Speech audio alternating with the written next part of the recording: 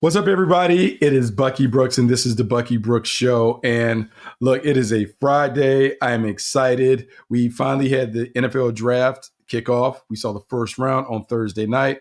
Handful of surprises, some sad stories, but a lot of stuff to take in. And what I want to do is I want to have a quick pod today, and then at the end of the weekend, I want to have kind of like a recap pod where we kind of digest everything that takes place over the course of draft weekend, talk about winners and losers, the moves that we like, the moves that we hate, all of those things. But today, I just kind of want to have a quick reaction to what unfolded on Thursday night. And if you were asleep, if you were away, if you were locked up and you didn't know what happened, we're going to talk about some of the critical things that took place in the draft. And let's start at number one. Cam Ward goes to the Tennessee Titans. Look, he was the presumed favorite to go to the Titans for the last half of the process. This is a guy that was a 0-star recruit coming out of high school, makes his way to Incarnate Word, spends 2 seasons there, then goes to Wazoo, Washington State, 2 seasons there before finishing his collegiate career as the FBS touchdown pass leader, 159 touchdowns. And he finishes at Miami and really created quite a buzz. Now, the thing that I'm excited to see, if you're the Tennessee Titans, to me, Cam Ward gives them a Steve McNair type presence at quarterback. And I know that you have to make those comparisons with care because Steve McNair is an icon for that franchise. But what I saw in Steve McNair and playing against the Oilers and Titans when he was around is, look, man, Steve McNair was all about toughness. He had a dog personality. He had the tools to make it happen. And when I look at my notes regarding Cam Ward, that's what stands out. Tools, talent, tenacity. You're the Tennessee Titans and you're trying to change the demeanor, the attitude in the locker room. You have to have what we call a thermostat leader, someone that when they walk in the room, the temperature changes. Well, that is Cam Ward. And so you're getting a guy who loves the smoke when it comes to confrontation with teammates, loves challenging them, making them better, but also has the game to take this franchise up a notch. That is what you want to see. And that's one of the reasons why he was the number one overall pick and why times could be changing with the Tennessee Titans. But the next pick is where everything went chaotic. The Jacksonville Jaguars traded from 5 to get up to 2 with the Cleveland Browns to take Travis Hunter. And everyone who did mock drafts and those things, we all expected Travis Hunter to come off the board at 2. Like that was what everyone had kind of put down. They thought it was going to be to Cleveland because Travis Hunter was that guy. In my opinion, he was the best player in the draft. I think that opinion was shared by many others. And so the expectation was the Titans weren't going to take him because they needed a quarterback, but whoever was sitting at 2, Cleveland, Travis Hunter was going to be the pick. Well, out of nowhere, the Jaguars make a very bold move to get up to the number 2 spot. They traded away a future first-round pick. They exchanged some picks in this year's draft, but they wanted to be bold and get a player that they view as a difference maker. One of the things that I would say, like being very, very close to the team, having talked to people from the team throughout the pre-draft process, they talked about, look, man, if you want to change the culture, the people drive the culture. So if I get different people, different attitudes, guys with that competitive makeup that you want the team to exhibit, well, that naturally changes the team. Well, in going to get Travis Hunter, they not only got the number 1 wide receiver and the number 1 quarterback on everybody's board, what they got is a guy who is really a culture changer based on his competitive makeup and how he performs in clutch moments. Heisman Trophy winner, who also was a first team all academic member. Never been done. Never seen a Heisman winner and an all academic. So it tells you that he takes care of his business on and off the field. And he takes care of his business in flamboyant fashion in terms of the ball skills, the dramatic plays, the acrobatic catches, the way that he plays defense, he turns it over. He's just a playmaker where you can't take your eyes off of him. That's how dominant and dynamic he is. But he also brings that focus that you have to have if you want to be a championship team. And what I mean focus is, despite I would say the bubbly personality, despite the things that you see on IG, him dancing and having fun, man, I can tell you this dude is about the right stuff. And to me, the right stuff is being really focused about football and being great in that area. And then the other stuff that I think he's passionate about is fishing. And there are a lot of things that we can do in our downtime. Fishing is not a bad activity to be involved in. So what you're getting is someone who I already told you is a decorated player. He's a scholar as a first team all academic player. He is someone who is focused on being the best player that he can be. And he's so focused, he doesn't have distractions because all he wants to do is, man, he wants to get on the lake, get on the pond. He wants to cast his reel. And he wants to make sure that he has fish. I'm all about it.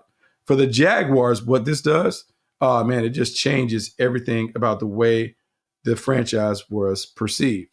James Gladstone, Liam Cohen, and Tony Baselli, they did away with the way that the franchise used to operate, where they were just hoard picks.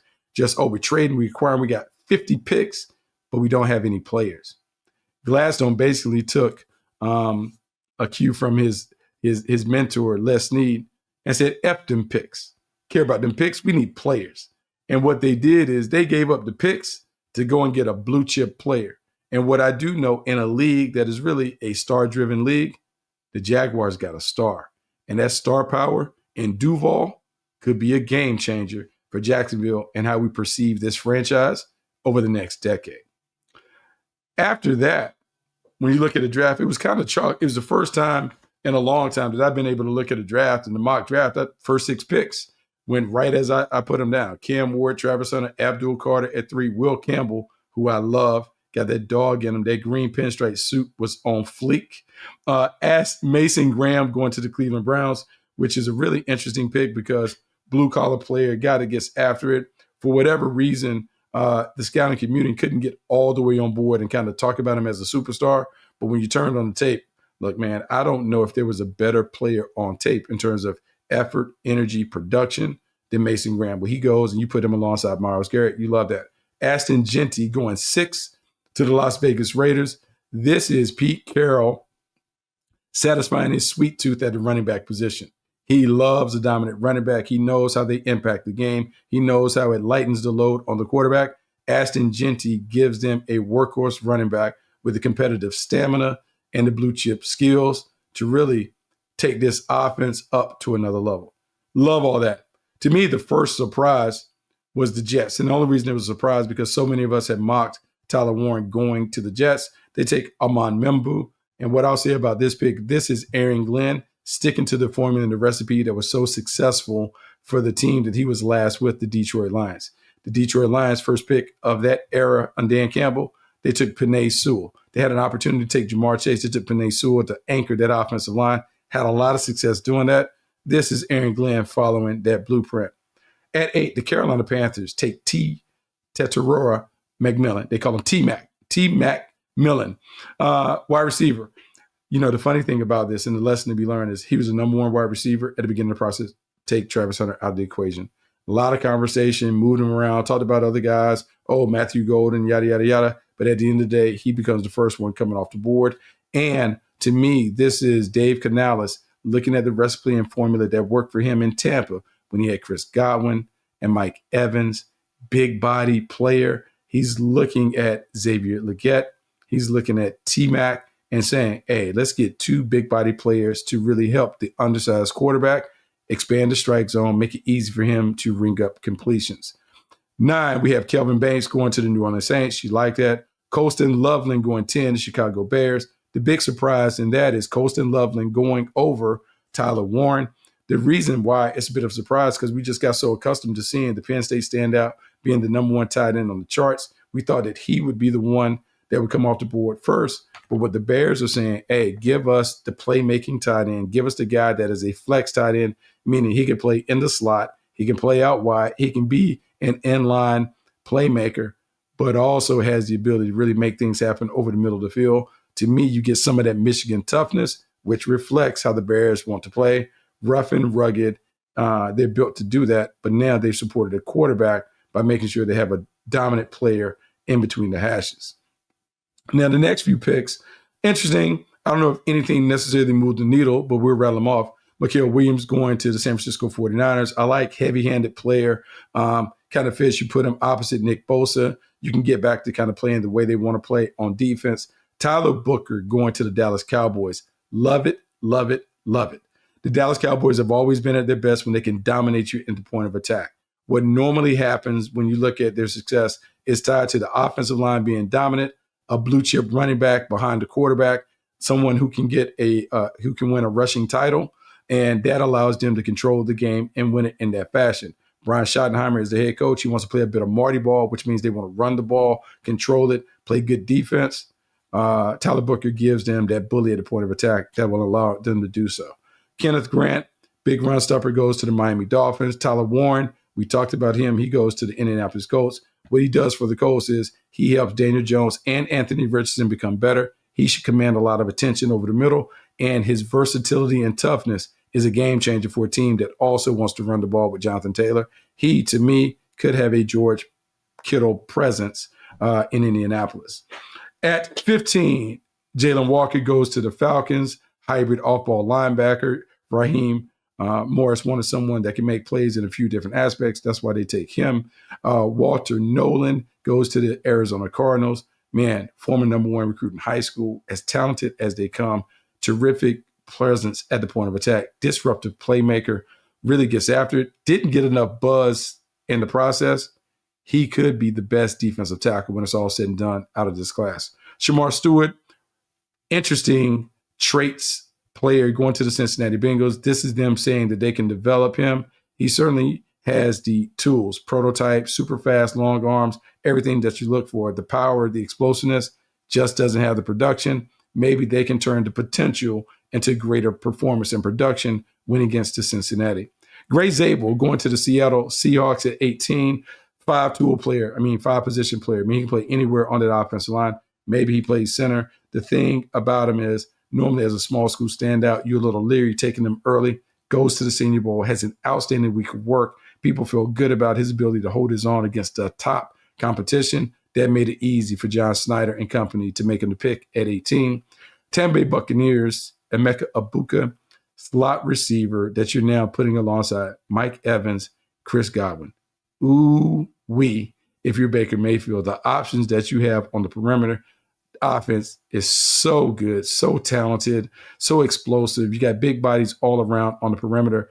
Ibuka slides into the slot, should make plays right away. And he not only can play in the slot, he can play outside. I kind of think you have interchangeable pieces in Tampa that should help Baker Mayfield continue to flourish as a passer. Denver Broncos, one of my favorite picks. Jadad Barron being the pick there. Do-it-all cornerback, very versatile, athletic, great instincts and awareness. I just want to see what they're able to do with him opposite Pat Surtain. Pat Surtain, reigning defensive player of the year, was terrific. Well, now you have another eraser that can play inside or maybe outside, should help this defense go to another level. 21.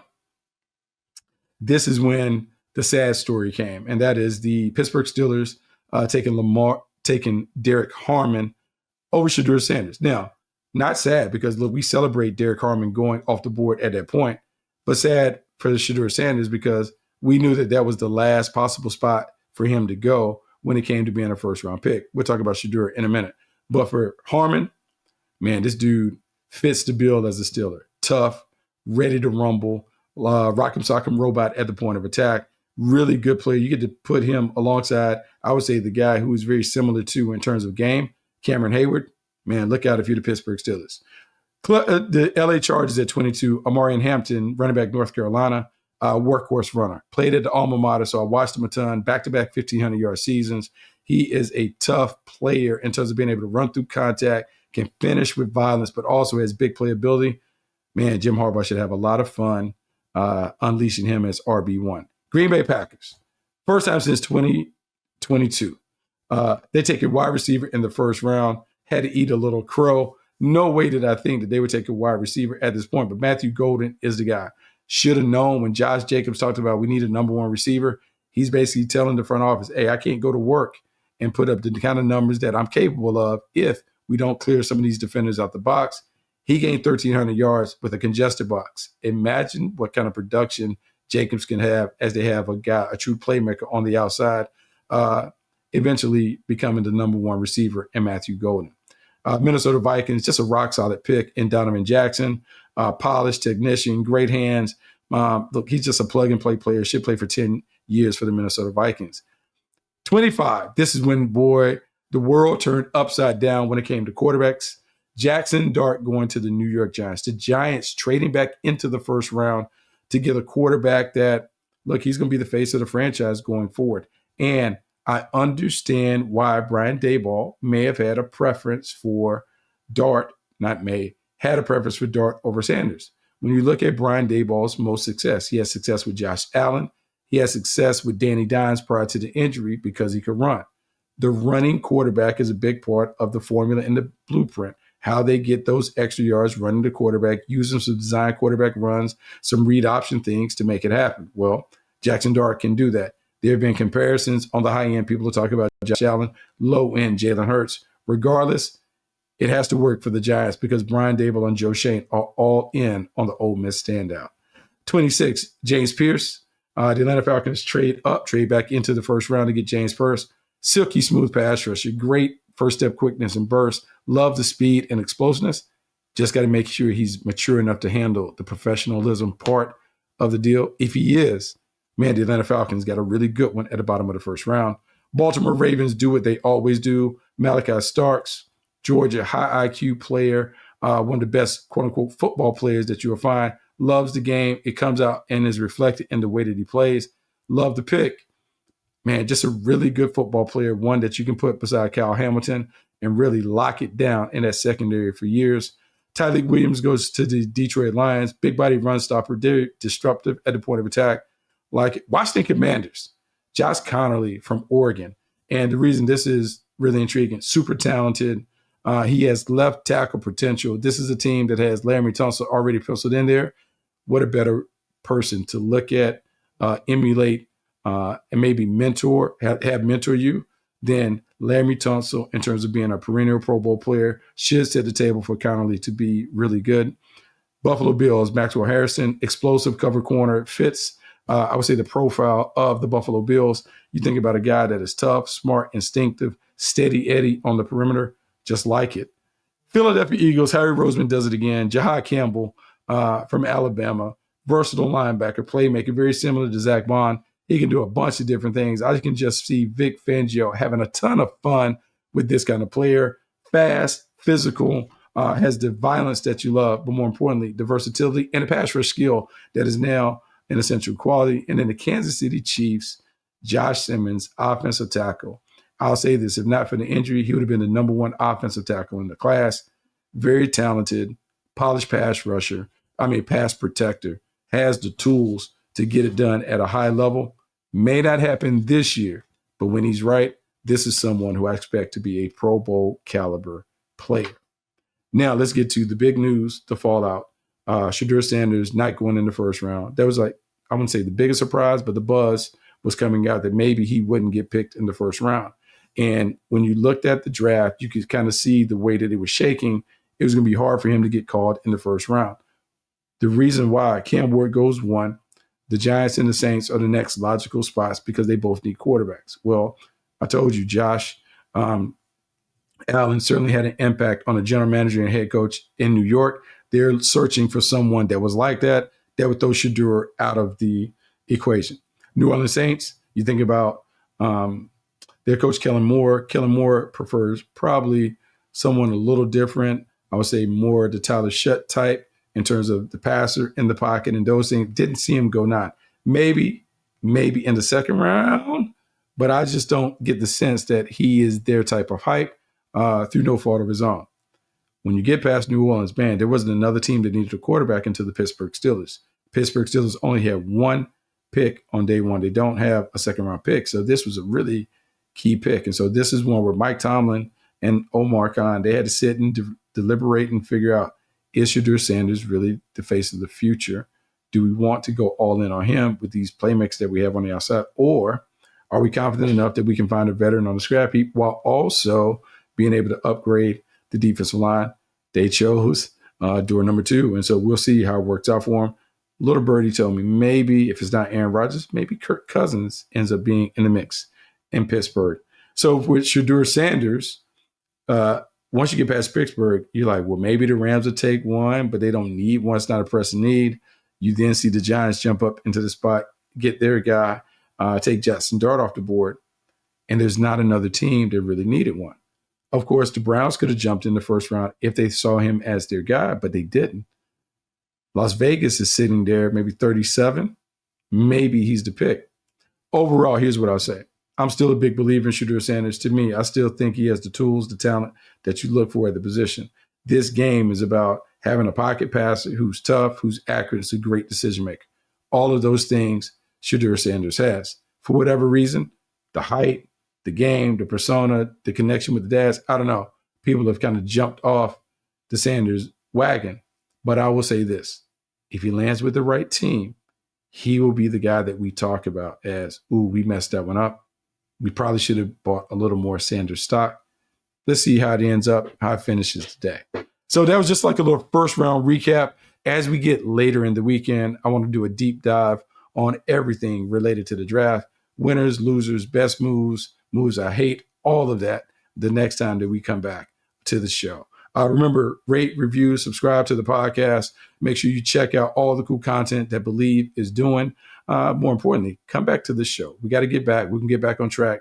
The Bucky Brooks Show. We start going 3 times a week, but make sure you come back. At the end of the weekend, we'll have a recap show. Until then, I'm Bucky Brooks. We'll talk to you soon.